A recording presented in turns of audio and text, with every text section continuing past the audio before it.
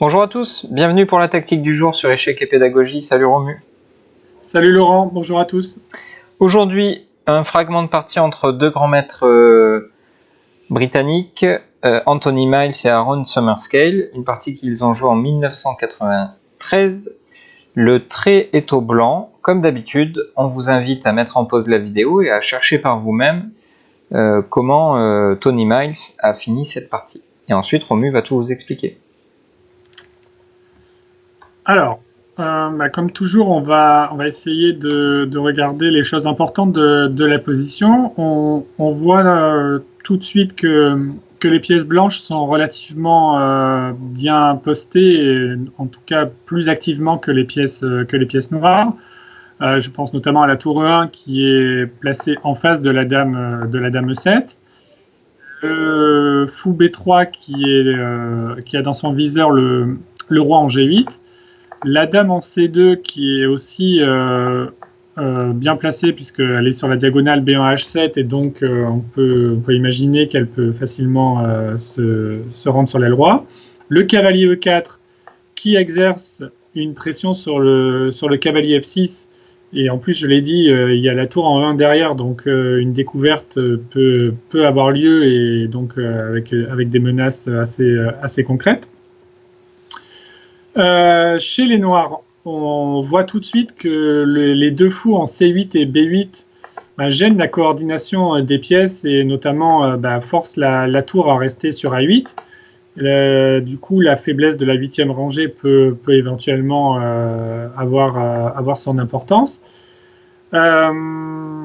Le roi est en apparence bien entouré puisqu'il a ses 3 pions du roc, le cavalier sur F6 et la dame en E7 et la tour en F8. Donc on pourrait imaginer que le roi n'est pas en danger. Mais il faut toujours être vigilant lorsqu'on avance les pions de son propre roc. Et on voit que le petit coup H6 qui pourrait se dire n'est pas très important et ne joue pas un rôle très important dans la sécurité du roi, en fait affaiblit légèrement la case G6 puisque on a parlé du fou B3 tout à l'heure qui tenait dans son viseur le roi G8 et du coup par l'avancée du pion noir sur H6, la case G6 se retrouve affaiblie puisque le pion F7 est cloué par le fou B3.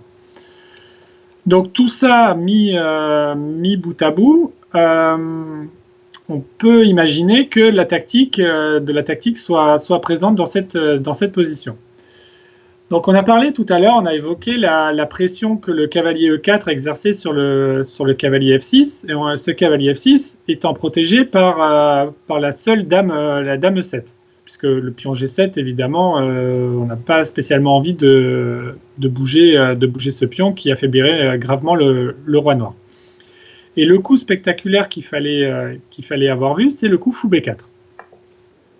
Donc pas évident parce que on avait plutôt tendance à regarder vers l'aile roi avec tout ce que tu nous avais décrit, et c'est finalement un coup sur l'aile dame qui va avoir de l'influence jusqu'au niveau du roi noir. Donc on comprend bien que l'idée c'est de dévier la dame noire. Est-ce que, par esprit de contradiction, on pourrait refuser le cadeau qui nous est fait? Par exemple en jouant dame D8. Le problème pour les noirs, c'est que la tour F8 va traîner.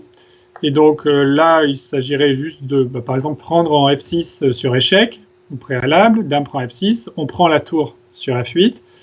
Et après, roi prend F8, déjà les blancs ont une qualité de plus, mais après dame H7, ils ont même de graves menaces, puisqu'ils menacent dame H8 mat.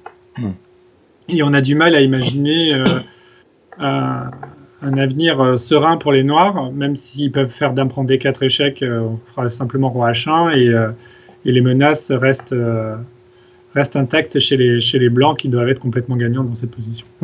Ouais, très clairement, l'embouteillage au niveau de l'aile dame démontre bien que les pièces noires ne sont pas à la hauteur de ce qui se passe.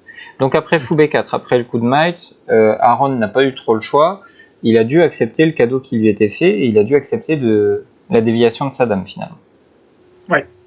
Donc dame prend B4 est forcé. Du coup, maintenant le cavalier F6 n'est plus protégé par cette dame et donc Miles joue cavalier prend F6 qui fait deux choses. La première, bien sûr, abîme le roc noir, puisque après G prend F6 qui va être forcé, puisque je ne l'ai pas dit, mais je pense que vous êtes nombreux à avoir vu qu'après Roi H8, il y avait Dame H7 mat. Donc les noirs vont être obligés de faire G prend F6, ce qui évidemment affaiblit de manière irrémédiable le roc des noirs. Mais aussi en faisant le cavalier prend F6, on libère le passage de la Dame C2 vers l'aile roi, et notamment la fameuse case G6 dont on a parlé tout à l'heure. Et justement, après G prend F6, Dame G6, échec, on profite du clouage du pion F7. Et là, maintenant, tout va s'enchaîner de manière tragique pour les noirs, puisqu'après Roi H8, on ramasse tous les pions sur échec. Donc, Dame prend H6, échec. Roi G8, Dame G6, de façon à forcer Roi H8 et de capturer le pion F6 sur échec, pour que les noirs n'aient absolument pas de temps de consolider leur position. Et après Roi G8, il suffit de faire intervenir une pièce supplémentaire à l'attaque, en l'occurrence la tour E1, qui va pouvoir se joindre à l'attaque par la troisième rangée, par tour E3, suivi de tour G3 imparable et avec un mat très rapide à suivre.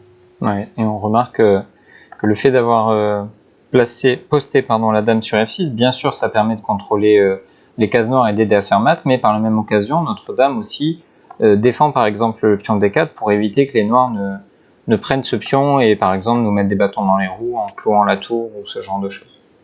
Donc une exécution assez sommaire de Tony Miles qui est allé à l'essentiel et qui a repéré notamment la faiblesse de cette case G6.